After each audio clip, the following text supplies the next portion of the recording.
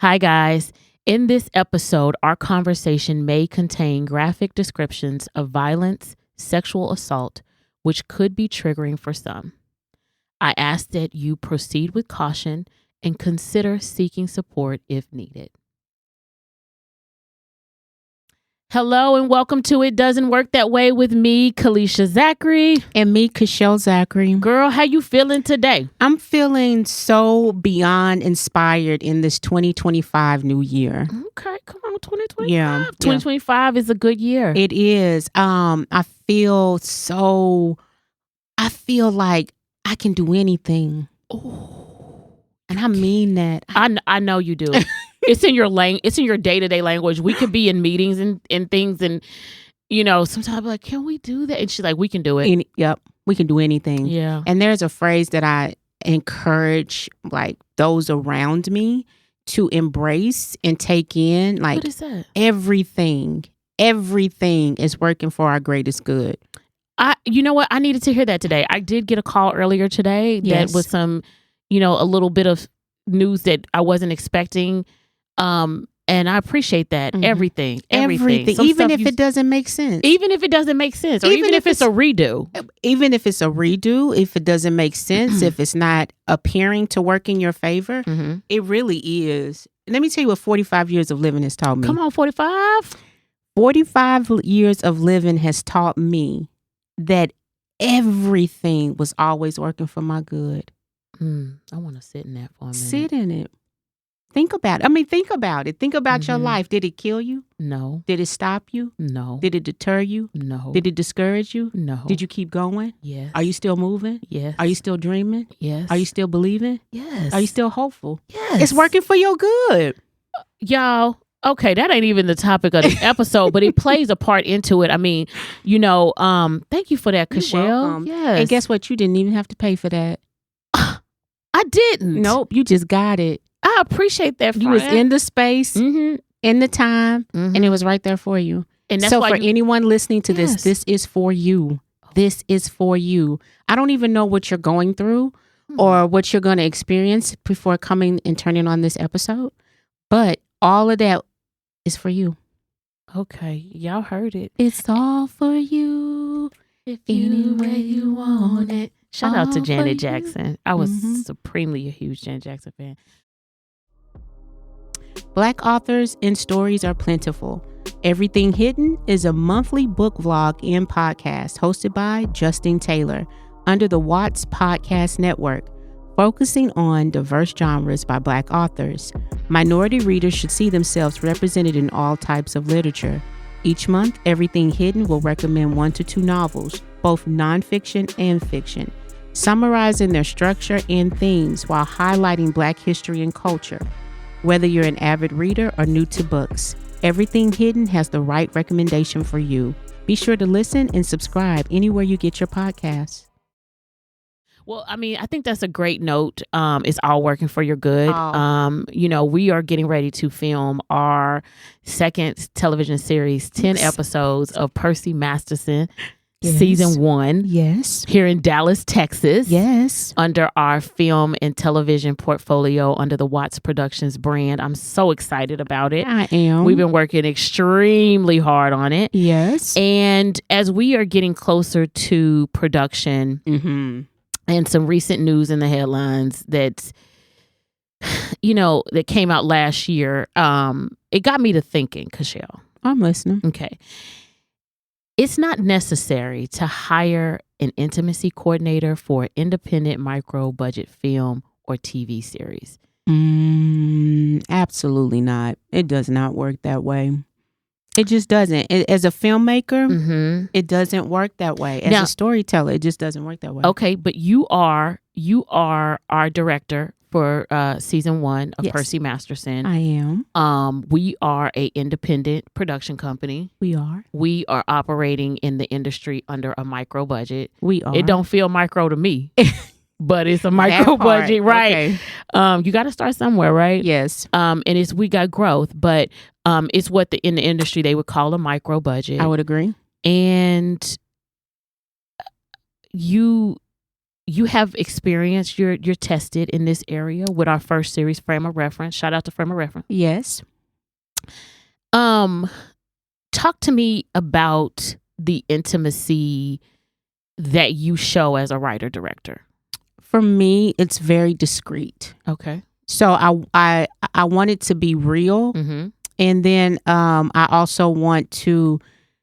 Can I back up a little bit? Yes. So as a Black writer, yes, as a Black woman, as from a cultural perspective, I often feel like our stories in film, or just period, anywhere we are at, I often feel like we are over sexualized. It's hypersexual. Can I pause there for a moment? Yes. Black women tend to take a lot of bullets. Ooh. No pun intended. We take it from and I'm a Black woman, so I can speak on this with facts. Yes. That we take a lot. When you define a lot. I mean, if we get blamed, like, okay, we get blamed for a lot of different things, whether in this context of this, just in general. Okay. I just want to say in general for a moment. So I just want to say that, I know why we are in film as a production company. I know why we're shifting the narrative about our community and its culture. And then as I go peel back the onion, just another layer, specifically talking about Black women, because I am one, we tend to take a lot of everything. Like it all gets dumped on us. So when Malcolm X says, the most disrespected person in America is the Black woman. The most unprotected person in America is the Black woman.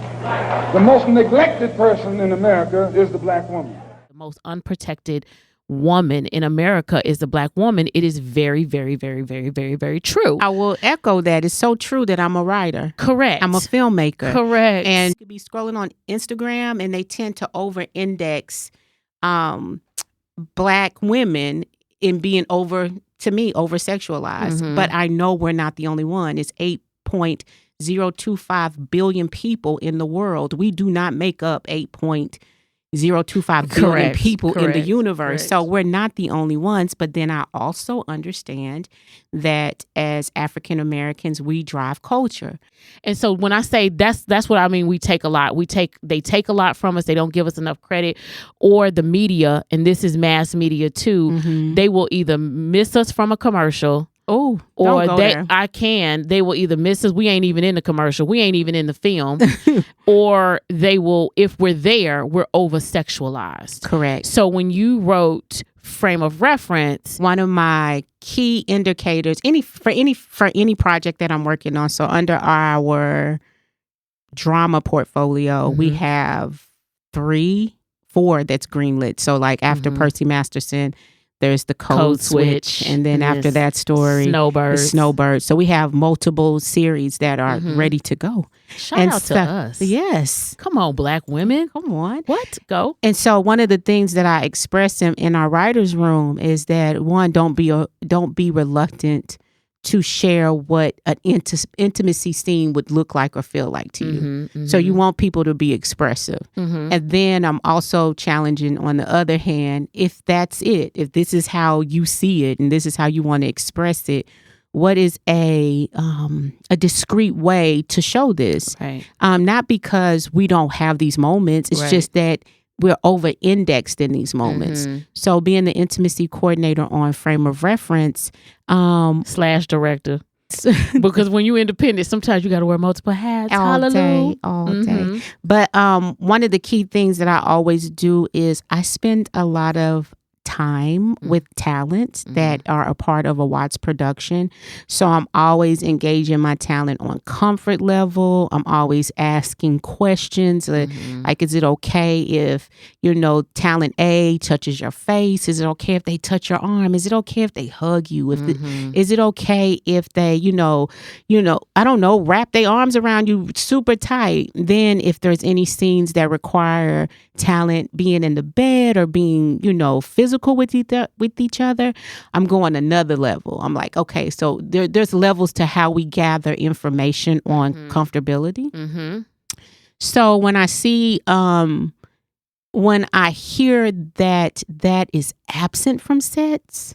So, because people think independent, maybe I don't, I want to tell this story. Mm-hmm. I have this vision. I got these people that's willing to come together. We scraped up this money. Mm-hmm. We're going to do this. And they may say, I don't need to do this. This is a part of the script. Mm-hmm. I need to tell this part of the story. It has to be told. Correct. But I just don't have the funds, the resources, or the know-how to do that. So, they don't even talk about it. They just put you in a room, and I don't know how it goes because it don't go like on their WATZS. Yes. But maybe this is how I would envision it goes, that they just put you in a room and then they start to push boundaries, but nobody's really having a conversation. So as a writer-director, the first thing I'm always asking myself as a writer and a director, a film storyteller, is this moment in the script, is this going to drive the story forward? If it really is not going to drive the story forward, meaning that it's going to mean something by the time I get to the end, like, oh, that's why they did that. Oh, that's why that happened. Then I would challenge, is it really necessary? Especially if it's about being intimate with each other. Then in that level of intimacy is like, to me, for me, and I'm different, but for me, it has to make sense, right? Yeah. Why would I have somebody have this moment if it doesn't really add to the narrative? Then I start to feel like, is that more for you?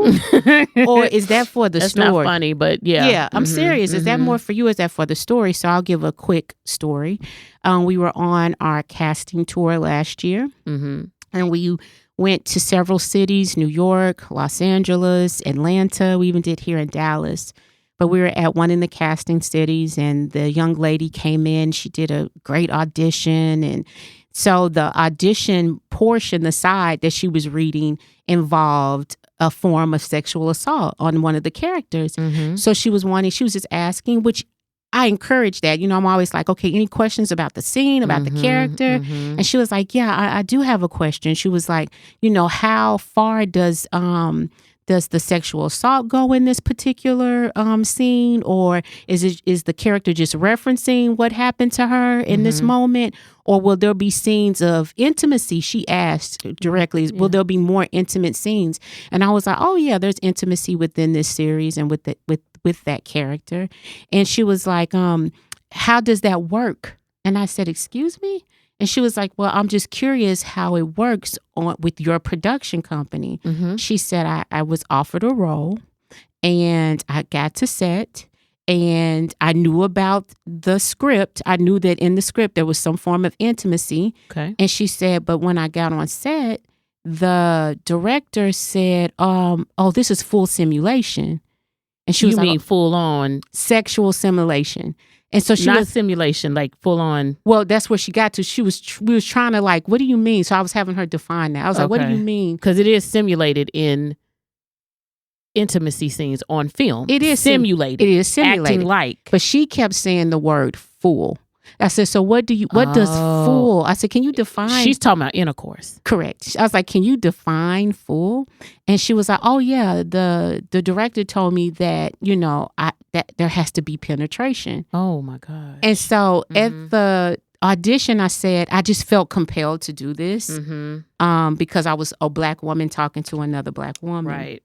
And you would do this for any woman, but would. We're specifically going to talk about, because this lady was African-American reading for this role. She was. And so I saw myself. Correct. And so I said, okay. I said, thank you for sharing your experience with me. One, I was like, thank you for sharing that experience with me. And I was like, two, not to deep dive into what particularly happened on that set. I was like, but in my definition, I don't know if you realize like that changes the parameter of the film. Right.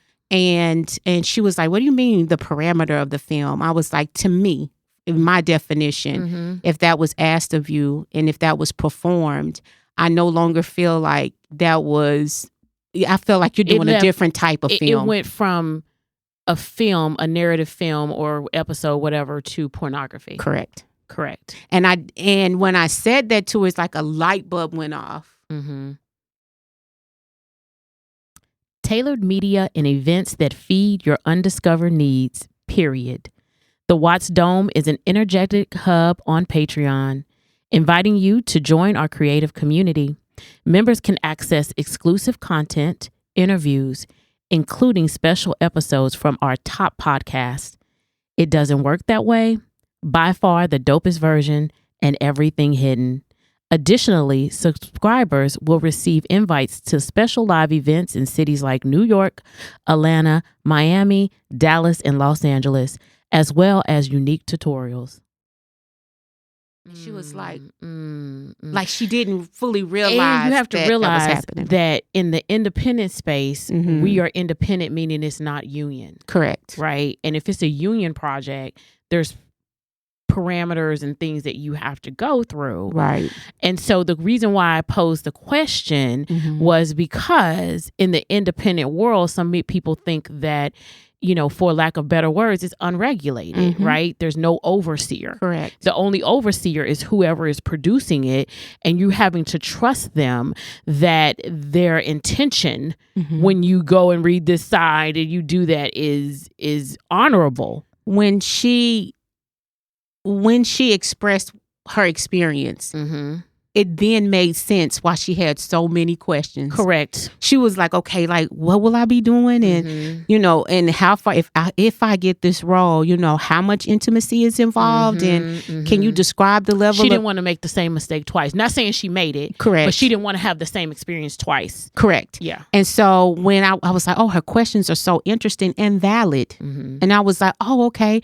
She was just like, oh, my last experience on the set, XYZ happened. And I was just like, oh, wait, like, you know, this is turned into something else. Because let's be real. Everybody that is in this industry is not in it for the right reasons. Facts. So, you know, they can take liberties where they feel fit. It's up to you to do the vetting of the production company that you're working with. Correct. And that most likely was her form of vetting. To us, for yes, sure. Most absolutely. definitely. And then I also bring it up because, you know, it was mentioned in the other half of the Baldoni Lively drama. Oh, they done came into another episode. Yeah, well, she's accused. She sued him for sexual harassment. Okay. And that is a Sony. Sony was the distributor. So that's a huge, they're not on an independent level on that set. Correct. And Sony was the distributor. They definitely, it was union, right? So it's the opposite of the independent realm. Correct. But even at that level, so I want to bring this level set this for our audience. It doesn't matter what level you're on. Right. Your comfortableness has to be prioritized. I'm going to be careful with comfortable. I'm going to be careful. Okay. When I'm talking about comfortableness, I don't want people to be like, oh, you know, somebody walked in a room and I just got uncomfortable. Let's be clear. They just came into the room. But if they came in the room fully on naked, then I would be like, I'm uncomfortable. I need to go. Yes. So because I don't want people to weaponize that word. And anytime I'm cold, you know, that's just you uncomfortable. Maybe you have to kind of push through that. You know what I mean? Or go get a jacket. Yes. You know, so I think, because that may be another episode. But anyway, I think we may try to monopolize and hijack some just common words. I agree. That then it's like, I'm uncomfortable, I can sue. It's like, no, you just need to put on a jacket. But I'm cold, I'm uncomfortable. Exactly. Get a jacket. Not like, you know, someone came in here and they're completely nude. Correct. And, you know, they're just having a moment with themselves. I'm uncomfortable. And I'm leaving. Yes. All right. You know, so, but when I read about, you know, on this major set, which is where our production company is headed, right? Right. So I do pay attention to what's happening in the space of, you know, the Sonys, the Warners. I want to know that information because I assume that it's working differently on that level, right? I know there's more paperwork. Can we slow down? Yeah. You assume. I assume. It's working differently. I assume. On that level. This story is why I was like, we're WATZS Productions and we have a intimacy coordinator and conversation with things, and we don't even do what they do, like Hollywood. Like we don't do. You assume again. You're assuming that on that level, right? It's a deep dive. I assumed, and because when this came out, when she filed her lawsuit, she's accusing him of. And she's accusing him of some very horrible things, in my opinion. Well, sure. She said that he wanted to add a graphic sex scene without her consent. That's a red flag. Red. What's a deeper color than red? Like, she wanted. How does that work? I don't know. How do you come to your trailer that day? And let's say this happened. Mm-hmm. I don't know. I wasn't there. Mm-hmm. Allegedly, he tried to add a graphic sex scene without her consent. Wait a minute. Just stay without her consent. And then, but here's the through line. And in that scene, saw her character orgasm on camera. He tried to come in, ad hoc it, without them having the conversation, allegedly. Where is the intimacy coordinator? And again, to our audience, I don't know everything that's happening here. Mm-hmm. I'm just wanting to draw the parallel for those that work in television and film. They took a book. They got the IP rights to the IP. I think it's 2 books in the series.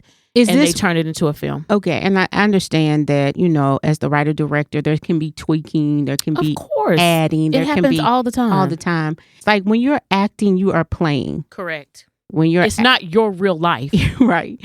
So when you're acting, you're playing. And so I don't know how this works. This to me seems like something he should try to recreate with someone that actually wants to recreate that with him.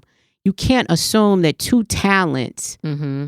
With 2 different lifestyles, 2 different people, homes, 2 different. They are not the character at all. At all. So as professionals, you have to ask yourself: does this serve the story, or is this more about you? And so as a woman, okay, mm-hmm. Blake Lively is a superstar. Okay. And she's married to Ryan Reynolds. I understand. They have a lot of star power. Okay. They're financially well off. They have star power. People know who they are. And she used her voice allegedly to say, this ain't going down like that. I believe they said her husband kind of intervened. Mm-hmm. I don't have all the details. I don't know.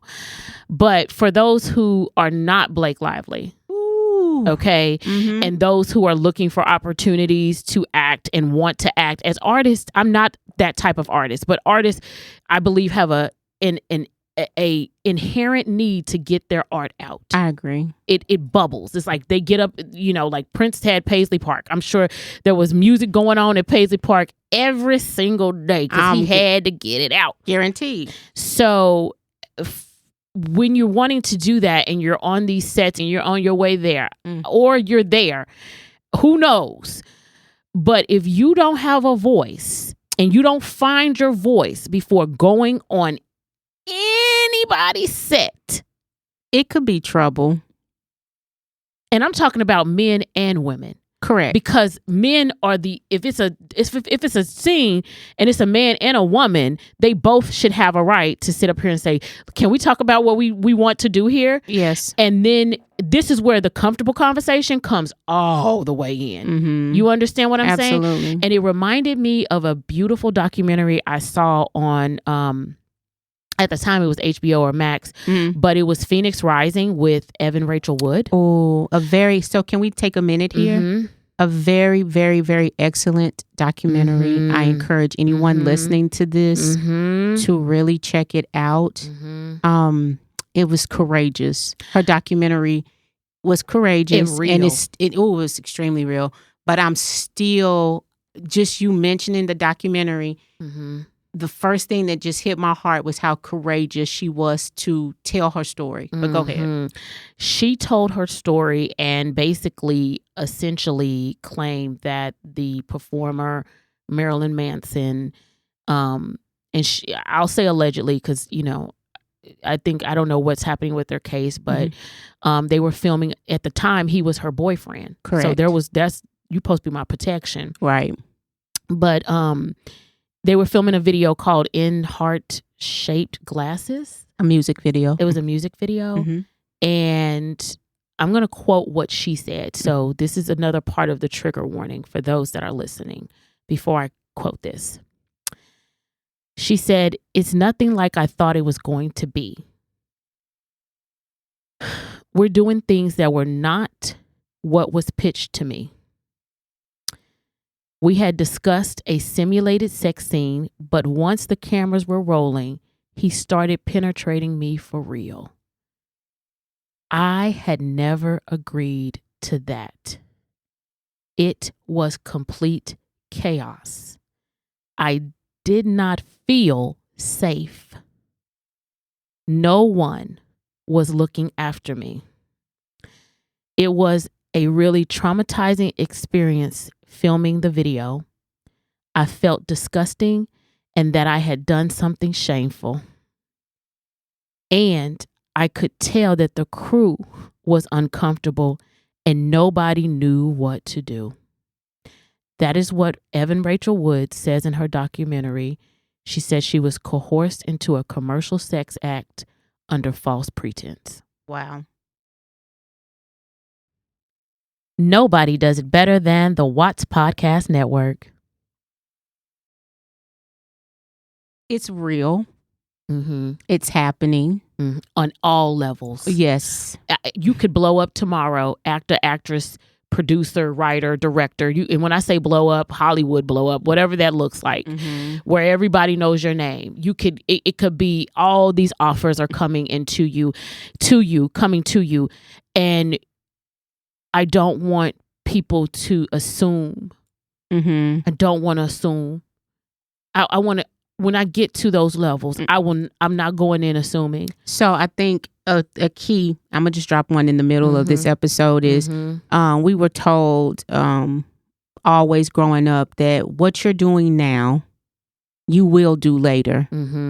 So if that is a part of your ethos now, the protection of people on your set, if you're doing your due diligence to make sure that people have a voice to speak up, and that you're doing your due diligence to make sure that all levels of cast and crew are protected, then I believe that you will continue that on. If you're not doing that today, I would encourage you implement that. And I want to set the record straight for those who are saying, what is an intimacy coordinator? An intimacy coordinator is a professional who works in film and television to ensure the safety and comfort of actors in scenes involving nudity, simulated sex, or other intimate situations. So, intimacy coordinators existed back in like theater. They really were not prevalent until 2017. Wow. And that was the Me Too movement with the Weinstein scandal and all of that. That's when they came into play in film. So when Kachelle talks about whatever you're doing now, you'll do later, men, women, look in the mirror to yourself and be able to start to say those words that you would need to say. So you're not, rehearse them now, like you rehearse your lines. Rehearse them now so you'll be comfortable rehearsing them later. Sometimes when, I remember being so nervous to ask for a raise. That's real. I remember being nervous to go to my boss and be like, I deserve a raise. And I was nervous for a multitude of reasons. And I'll give them to you. Yes. One, I'm a woman and I was in a male dominated field, yes. right? Two, I was Black. So I took, at three, I'm plus size. So I took all three of those things into that conversation with me. And I remember my hands shaking. But the truth of the matter, the fact of it was, regardless of my race, my ethnicity, and my weight, I deserved the raise. Correct. So I found the courage to say, I deserve this raise. And then I had my rationale ready to go to say why I deserved it. So that was me talking about money. Now, if you don't practice, you talking about your comfort and the intimacy scenes that you're going to do, you may walk into it could be one of the biggest producers in Hollywood coming up to you, or it could be this emerging producer that's getting ready to make their first film and it's all chaos happening on set. It could go from any realm. But my message to everyone is that start to practice what you're comfortable with. And here's my most important key. Do not be afraid to walk away from any project on any level if you do not feel comfortable with what is happening or it's extremely unprofessional. You have to be able to speak up. I agree. And I do want to also, if I can I add this? Yes, please. I think we need to remove micro from the conversation. Okay, friend. All productions that have scripted intimacy scenes should have an intimacy coordinator. Period. I also think while intimacy coordinators already exist in the realm of these areas, it should not be something that is dismissed. It has to be as important as your actors learning their lines, right? Especially if you have the courage to add this layer of intimacy within your film. And I want to thank you because just for what you do as a writer, director, and our intimacy coach here at WATZS Productions. But there was an article in 2023 by Megan Morrell with Keke Palmer. Shout out to Keke Palmer. We love you, Keke. Hey.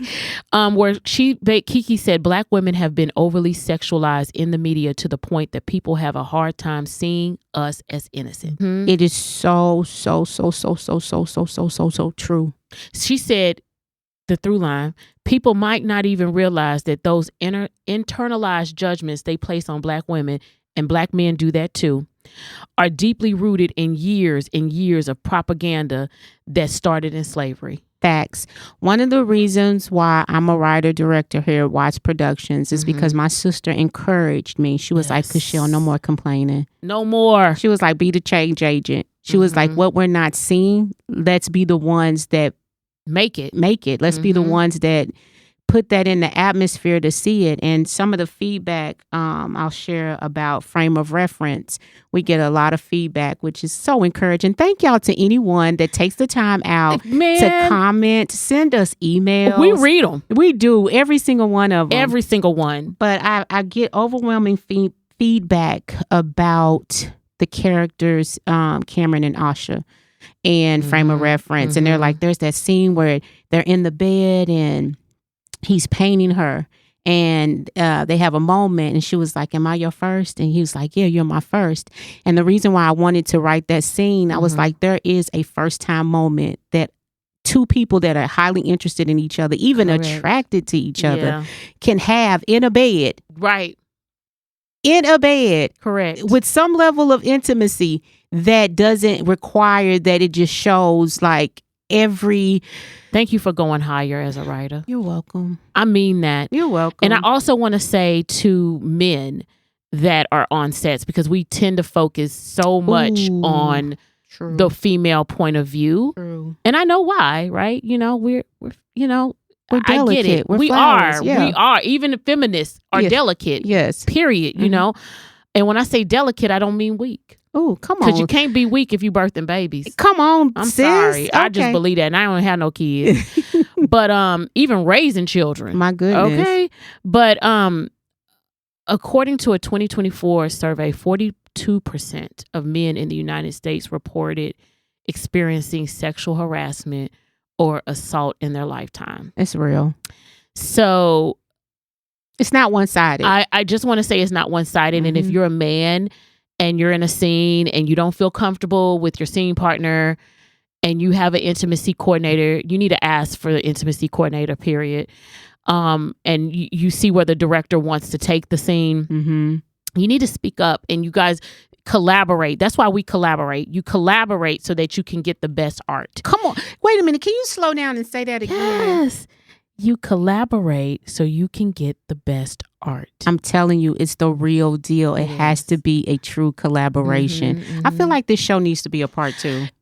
Man, we got a lot of part 1s and 2s this season, but I agree with you, especially as I'm so highly interested in these different levels of film production. So for those that are listening, if you have any questions, suggestions about this topic and intimacy coordinators in film, and you're in film, go to our website, watzproductions.com. You can click on the link and email us. Link to where? The link to our show. It doesn't work that way. And you can email us, and we would love to hear what you have to say. Would that be on the podcast page? It is on our podcast page. So thank you for that, You're friend. welcome. I appreciate that. I got you. And then for those that are a part of the WATZS Dome community on Patreon, those are members.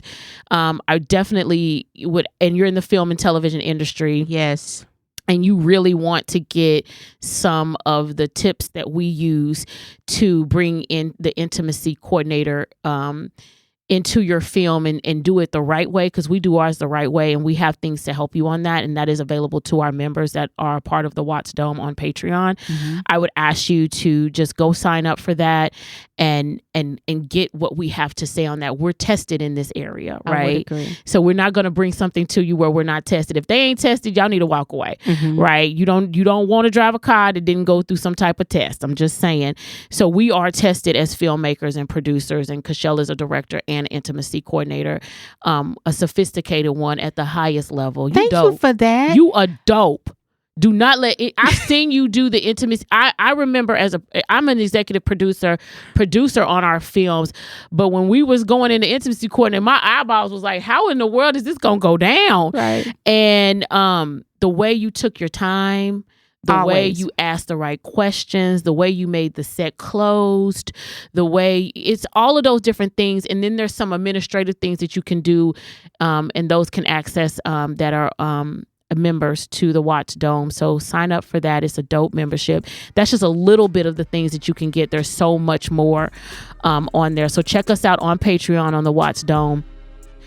And so, yeah, thank you. I mean, this was heavy for me, but I appreciate you all for listening to this topic. I want to get the feedback on this, you guys. So thank you so much. Thank you. So guys, thank you for listening to It Doesn't Work That Way.